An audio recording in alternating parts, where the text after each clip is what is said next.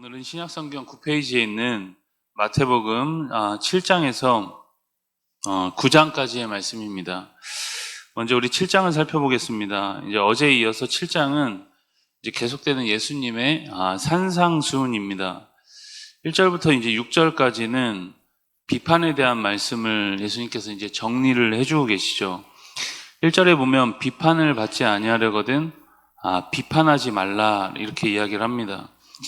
여기서 말하는 비판은 자신이 이제 하나님이 되어서 남을 이제 재단하고 자꾸 판단하는 그런 행동을 비판이라고 할 수 있겠죠.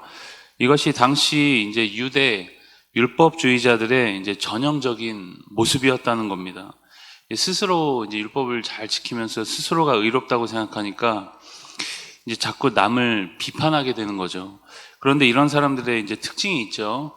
남의 눈 속에 있는 티는 보면서 자신 눈 속에 있는 들보는 전혀 보지 못한다는 겁니다. 여러분, 우리가 언제 남을 잘 판단하지 않을까요? 자신의 눈 속에 있는 티를 볼 수 있는 그런 능력이 있으면 남을 잘 판단하지 않습니다. 자신의 진짜 모습을 알게 되면 남을 비판하기가 참 쉽지 않다는 거죠. 비판하는 저 사람의 모습 속에 이제 나의 모습이 있기 때문입니다. 여러분, 이런 비판은 반드시 자신에게 돌아온다고 이제 오늘 말씀은 이야기합니다. 그럼 우리가 항상 이 비판을 조심할 수 있길 축복합니다. 우리 7절부터 11절까지는 이제 기도자의 자세에 대한 이야기를 하고 있습니다. 이제 구하는 기도, 그리고 두드리는 기도, 찾는 기도죠. 그럼 부모가 자녀에게 좋은 것을 주고 싶은 것이 당연하듯이 구하는 자에게 하늘 아버지께서 좋은 것으로 주시겠다라는 겁니다. 그럼 우리가 기도할 때 하나님은 가장 좋은 것으로 채워주십니다. 때로는 내가 원하는 방식으로 응답하지 않으실 때도 있고 여러 가지 하나님의 때가 분명히 있지만 하나님은 가장 필요하고 적절한 때에 우리한테 이제 채워주시는 분이시라라는 것이죠. 그러면서 이제 황금률로 불리는 아주 유명한 구절로 한 단락이 마무리가 됩니다.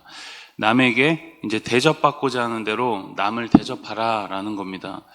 여러분, 율법의 가장 이제 본질적 정신은 내가 받고 싶은 대로 남에게 대우를 해주라는 겁니다. 이것이 율법의 이제 기본 정신이라는 거죠. 그리고 13절부터 14절까지는 그리스도의 삶이 이제 기본적으로는 좁은 문이다, 좁은 문으로 들어가는 삶이다라고 이야기합니다.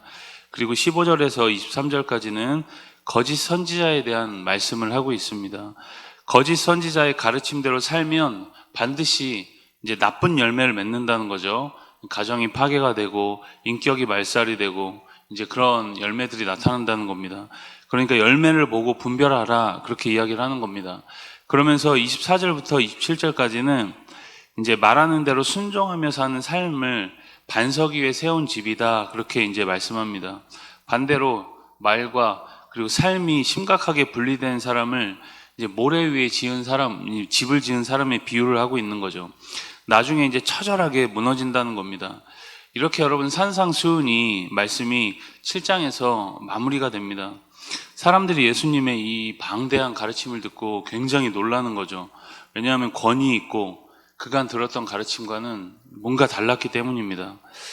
이렇게 말씀을 마치시고 8장으로 가시면 예수님이 이제 산에서 내려오셨고 한센 병자를 만나서 치유해 주신 이야기가 등장합니다. 본격적으로 이제 병자들을 치유하고 고치시는 치유 사역들을 예수님이 이제 감당을 하시는 거죠. 5절부터 13절까지는 백부장의 하인을 고치신 이야기가 나옵니다. 이 사람이 예수님께 나와서 자신의 자식도 아닌 이제 하인을 고쳐달라고 그렇게 요청을 합니다. 결국 이제 백부장의 믿음으로 하인이 고침을 받게 됩니다. 이 백부장과 예수님의 이야기가 이제 13절까지 이어지고 이어서 14절부터 17절까지는 이제 베드로 장모의 병을 고치신 이야기가 나옵니다. 그리고 18절부터 22절까지 서기관과 한 제자와의 대화를 통해서 이제 진정한 제자도가 무엇인지 이제 알려주십니다. 이어서 바람과 바다를 잠잠케 하신 이야기가 나오고 마지막 28절부터 34절까지는 귀신 들린 자 둘을 이제 고치신 이야기가 나옵니다. 예수님이 배를 타고 가다라 지방으로 가시죠. 그곳에서 귀신 들린 자를 만나십니다. 귀신들은 예수님을 하나님의 아들로 이제 인식을 하고 있습니다. 그 귀신이 예수님을 보고 그 사람에게서 나와서 돼지떼에게 들어가게 해달라 그렇게 요청을 합니다. 결국 귀신은 이제 돼지떼에게 들어가게 되고 이 돼지떼들이 바다로 나중에 이제 투신을 합니다. 이 일을 들은 사람들은 그곳에서 이제 예수님이 떠나주시기를 막 부탁을 하고 있는 거죠.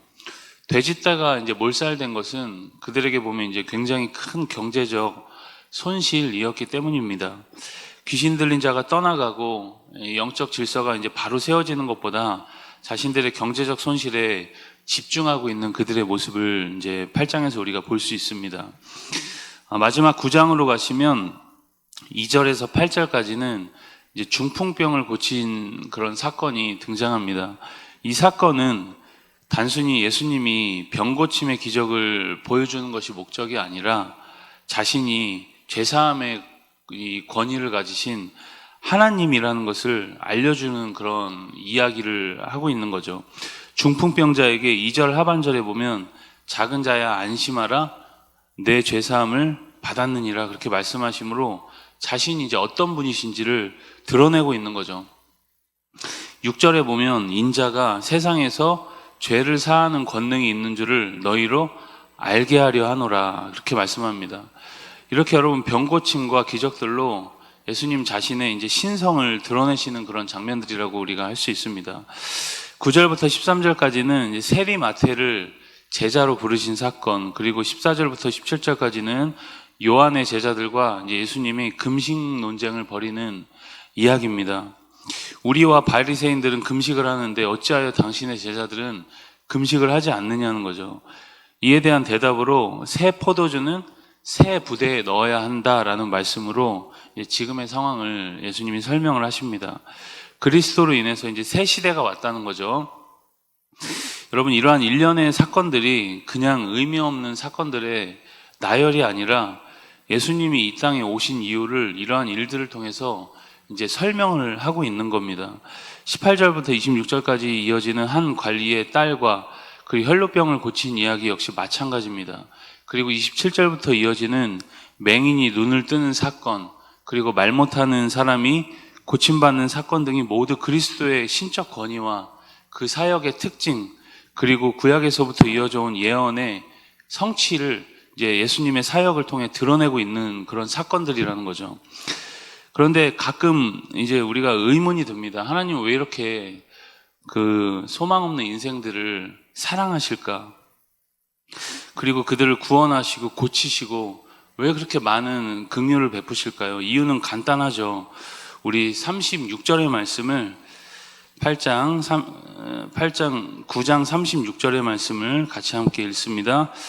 무리를 보시고 불쌍히 여기시니 이는 그들이 목자 없는 양과 같이 고생하며 기진함이라. 무리를 보고 어떻게 하셨다 그러죠? 불쌍히 여기셨다. 여러분, 하나님이 우리를 사랑하시고 우리에게 좋은 것을 주신 이유는 우리를 불쌍히 여기시기 때문입니다. 목자 없는 양같이 고생하면서 모든 에너지를 다 뺏기고 이 세상에서 정처 없이 사는 모습이 예수님이 봤을 때 너무 처량했던 거죠. 이것이 여러분 우리의 모습이라는 겁니다. 하나님 없이 살면 유리하고 방황하면서 모든 에너지를 우리가 주도적으로 세상을 이기며 사는 것 같지만 세상에 다 뺏기고 기진하고 털썩 주저앉아 있는 것이 우리라는 거죠. 하나님이 이런 우리를 부르시고 불쌍히 여겨주신다는 겁니다. 여러분, 오늘 우리가 그 사랑을 기억하시면서 오늘도 주님의 긍휼을 구하는 복된 주의 날 다 될 수 있길 주님의 이름으로 축복합니다. 우리 마태복음 7장에서 9장까지의 말씀을 경청합니다. 주의 말씀은 내 발의 등이요 내 길의 빛이니이다. 아멘.